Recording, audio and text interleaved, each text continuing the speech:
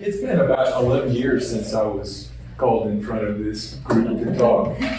So it shows you how long I've been here, but what a great experience it's been, and what a pleasure to be able to serve this community. Lots of hard work to get this thing off the ground, but I think we've done a really good job of that. Now we're adding to the orthopedic department, and we're just delighted to have Dr. Jeremiah Steed here. It was kind of a fluky thing that we ended up with him. He was finishing his training in orthopedics and sent us an email and said, is there a potential I could come practice there? I was raised in because I was like, really, you're kidding me. This is awesome. And so, of course, we said, yes, please do. And he's been here about a month, and I can tell you that he is beautifully well trained. He is a very talented surgeon. I've operated with him, and he's the nicest guy in the world. And I don't know how you can beat that. So we are really happy to have him. Before I turn it over to him, though, I want to make one thing perfectly clear. I am not retiring. How the rumor mill goes around this town. We got an orthopedic surgeon. Well, he's gone. I'm not yet. I'm still enjoying coming to work, and I'm going to continue doing it until I don't anymore. And with that, I'm going to turn it over to Dr. Steed. Thank you. Well, I just wanted to thank everyone so much for giving me the opportunity to introduce myself and kind of a little bit about where I've been, what I've been up to, and some of the things that I have to offer here at the Medical Center that I'm really excited about. So, as Dr. Webb already said, and for those of you that don't know, I did grow up here. I was born in Durango. My folks lived in Allison, and whenever I was born, and they moved here even before I was 1. So it's pretty much all I've ever known in terms of a hometown, and lived here until I moved off for college at the age of 18. So I went to the University of Texas El Paso and was able to get my bachelor's in physics there.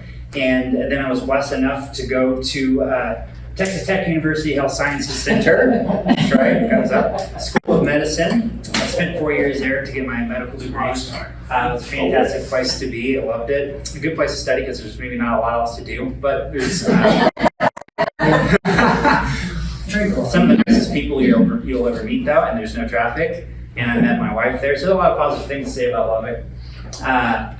I then went to Baylor Scott and White in Temple, Texas, about 45 minutes north of Austin, and finished my 5-year orthopedic surgical residency there. I would put that place number 1 and was blessed enough to get into it, and I would do that again. I got really good training there. I made really good friends and have really great connections there, so very grateful about that. Then I went to Pacific Northwest Hip and Knee Adult Reconstruction Fellowship in Tacoma, Washington, about 45 minutes south of Seattle.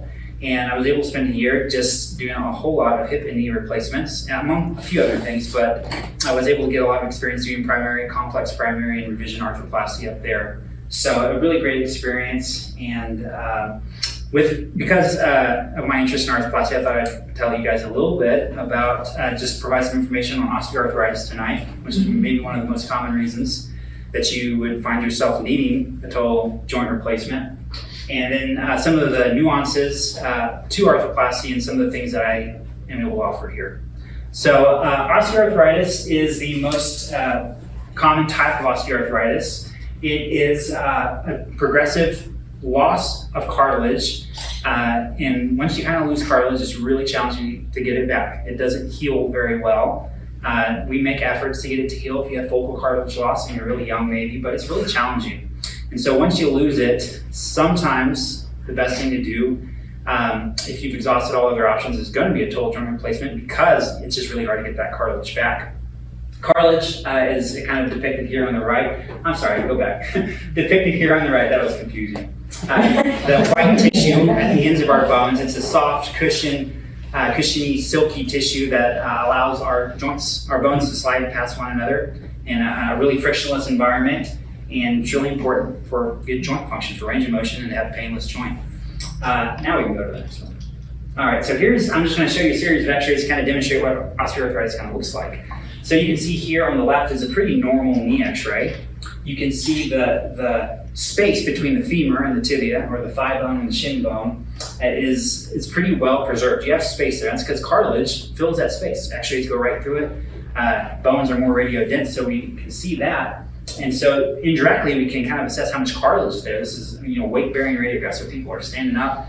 And if there wasn't cartilage there, you might see what you have over here on the right, which is a pretty arthritic knee. You can see that joint space is really kind of collapsed down to nearly nothing on the medial compartment over there. And then if you look, you can see how the bones kind of turn white along the edges of the joint. We call that subchondral sclerosis. And that's just the bone reacting to the increased stress that it's seeing because of the loss of cartilage. And bone reacts and remodels. You get bone spurs, which we call osteophytes. And as you can imagine, that can lead to a lot of dysfunction and stiffness that's painful. Here's an x-ray of a hip. So again, on the left, pretty normal hip x-ray. On the right, you can see that joint space is kind of narrowed significantly again. You have sclerosis around the border of the acetabulum, or the socket, in the pelvis where the hip joint is. Here's a shoulder. On the right, pretty normal looking shoulder joint. On the left, you can see how that space between the scapula and the femoral head is just really, we call it joint space obliteration. It's kind of gone. And then you see this big ball hanging off the bottom of the femoral head. We call it an osteophyte. They actually call it a goat's beard, specifically in this situation, if it's on the bottom of the femoral head like that. But a really arthritic shoulder, all right? So you can go to the next one there. What are some of the common risk factors for osteoarthritis? What are the causes? We're still trying to elucidate exactly what is going on. We know genetics plays a role because you see people who've been really, really active, have put a lot of stress on their joints, and they're 80 years old, and they have pretty good looking joints. And you see somebody who's maybe 45, and they have had a desk job, and their joint is just really arthritic. So we know there's more to it than just increased stress on the joint, overuse, older age. All those things do play a role, but we know there's more to it than that. And as you can imagine, if you have more stress on the joint, it might lead to more progressive degeneration. Past injury on the joint, past surgery on the joint, all of that can lead to altered biomechanics and can cause cartilage to have a little bit of damage. We already talked about the healing capacity of cartilage. It's not great. So that can kind of potentiate over years and lead to arthritis, osteoarthritis. All right, so some of the symptoms of osteoarthritis, as you can imagine, joint pain and swelling. It's probably the most common, but folks are going to notice. You have that reactive bone formation that's going to kind of cause your joint to get enlarged. And that reactive, you have the osteophytes, bone spurs that form, and then you have a lot of swelling because there is inflammation associated with osteoarthritis. And then joint stiffness is also something that a lot of folks complain about. And it's amazing. Sometimes you'll see someone with a really arthritic x-ray, and they have pretty good maintained range of motion, but that is not terribly common. Most of the time, you're going to really start noticing decreases in your range of motion. So, treatment for osteoarthritis, not everybody needs a joint replacement.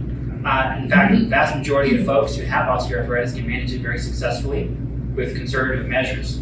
Ice and heat is something that a lot of people kind of know about intuitively, and it is helpful. It's a good place to start.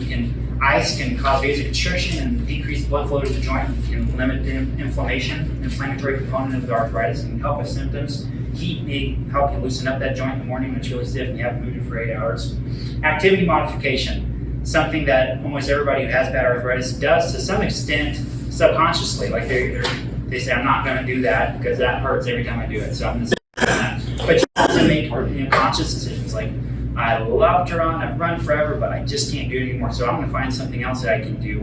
Maybe I'm going to get on an elliptical or a stationary bike or go swimming. Activity modification is an important thing to manage your arthritis. Maintaining a healthy weight is important. We already talked about increased stress on the joint is going to lead to issues and symptoms if you have osteoarthritis. Brace or using a cane, that's going to help transmit some of that weight past the joint from your femur to your tibia. Those things can help with a decrease of stress on the joint.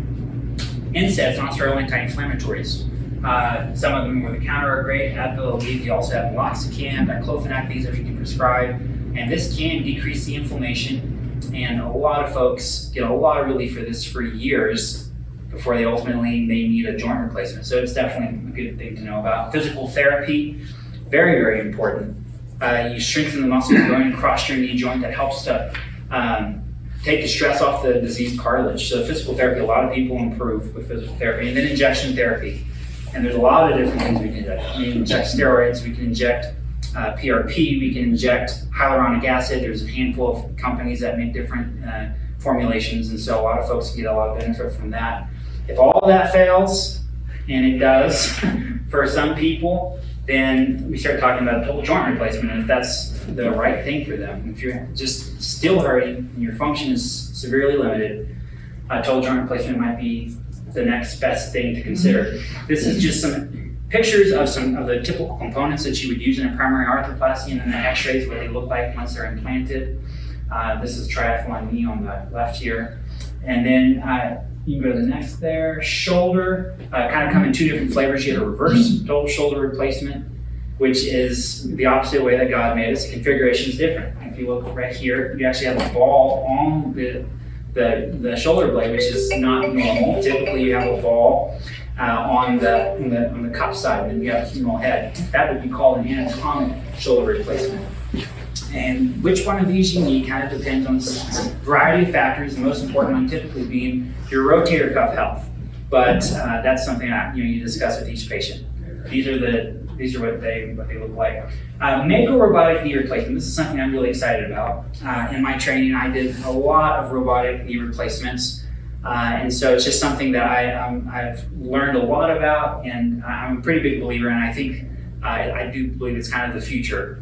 So Mako robotic specifically is an assistive robotic arm that allows us in surgery to be more precise with our surgical planning and our execution of implant position. So we get a CT scan of the knee, we upload that in the software, we're able to put that in the robotic assistive arm, and then intraoperatively I can test the soft tissues, the collateral ligaments, which are different for everybody. Everyone has a little bit different wear pattern, different deformity, and different soft tissue envelope. And so whenever you're doing it manually, it takes a lot of experience to learn where do I need to make my bone cuts. And then after you make them, you might still not like something, so you do a little bit of releasing. You might have to do a little tweaking to try to get it to be well balanced. With Mako, it really can decrease the number of releases that you have to do, because before you even cut bone, intraoperatively, I'm able to stress the soft tissue envelope, and I'm able to see what the computer is telling me and adjust where I make my cuts, which are ultimately going to dictate where my implants go. So it's a really powerful tool. That's really what it is. It's a tool. It doesn't do the surgery. I still am doing the exposure. I'm still the one pulling the trigger on the saw, but it is a tool that allows me to be more precise with my implant position. Facilitate soft tissue balancing. It's compatible with total and partial knee replacement. I've done a lot of knee replacements with them. I have done some hip replacement. There's definitely a role for that as well. And it can be really helpful for cup, for the positioning of the cup and the acetabulum, as well as determining your leg length and your offset, just important parameters for reconstructing a total hip, all right? And yeah, next year, we can go back, I apologize. Next year, I believe it is the plan for us to be able to get a Mako, and that's hopefully something that I'm gonna be able to offer patients. Yes. Okay. That would have been approved by this group. Okay, perfect. Tonight. Perfect. It was a fish. All right, so anterior total hip replacement. There are a number of different approaches to the hip. 3, I would say, are the main. Okay, you have an anterior, you have a lateral, and you have a posterior. For many years, posterior has been considered the gold standard, and probably I would say it's fair to say it would be considered the gold standard. It's just a very good and reproducible approach to the hip. In the last 15 to 20 years, especially the last 15 years, the anterior approach to the hip has really taken off. And there are a few reasons for that, all right? One of the biggest things is that theoretically is a muscle-sparing approach. I can utilize the planes between the muscles and use retractors to spread the muscles apart, and I don't have to cut tendons. I don't have to release bone. I release muscle off of bone, okay? And that's painful, as you can imagine. It takes time for that muscle to heal, and the muscle kind of atrophies and weakens to some degree when during that healing process. So being able to go between the muscles is a really nice thing to be able to do. It can allow for a faster recovery. There's a whole lot of studies that show that you're going to have decreased opioid consumption. You can have a faster recovery with an anterior approach to the hip. With complete honesty though, once you get to about 6 weeks, there's just not a huge difference, and all the studies kind of show that. So long term, we're not looking at a big difference, but it can help you in that short post-operative period to have a faster recovery, maybe take less narcotics and have less pain. All right. Another thing that is really beneficial is that It provides just a really stable approach to the hip. Unfortunately, one of the problems with the total hip replacement is it can pop out, it can dislocate.